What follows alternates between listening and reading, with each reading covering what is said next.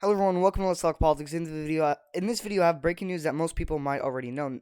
Liz Cheney, the former third chosen Republican House leader, has officially been removed from her spot as a third seated leader in the Republican House due to hate comments on the former president.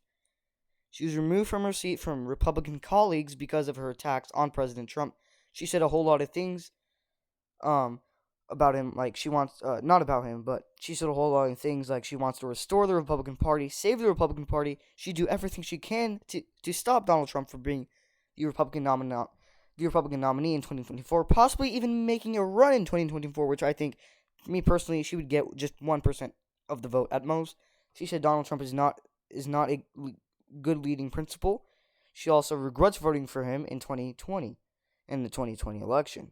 Now, Donald Trump came back with fiery comments on his website saying Liz Cheney is a bitter, horrible human being, she's a warmonger, and she has no personality. Not surprised by Donald Trump saying that, because it seems like everyone who goes against him, he's always going to go with these attacks online. So the replacement, who is now the third-ranked leading Republican from the House, is Elise Stefanik. Sorry if I pronounce her name wrong. Elise Stefanik is a Donald Trump supporter, which makes sense. She said a bunch of recent good things about him, like the Make America Great Again movement is strong, and his campaign is still alive. I think she is a great pick to be the third seated leader in the House as a Republican. I think she's a great pick. I'd like her as the pick. Liz Cheney's comments on Trump were pretty interesting. She claims Donald Trump is not a good example of the Republican Party and wants to quote-unquote save the party. I kind of get her when she says he's not a good example of the Republican Party, because of the Capitol riot and his nonstop interruptions during the first 2020 presidential debate back in 2020. But as a Republican, you still need to support your Republican candidate no matter what, in my opinion. For example, I don't like Mitt Romney. I don't like him. But if it was either him or some other radical left Democrat, I had to take him. Liz Cheney is one of those Republicans who don't support or oppose Donald Trump, like Mitt Romney, who now is hated by most Republicans. So now Liz Cheney will be well hated by the Republican Party, just like Mitt Romney, which is why I said she'd get 1% of the vote if she runs in 2024. Now, Donald Trump's comments were a bit too far, in my opinion.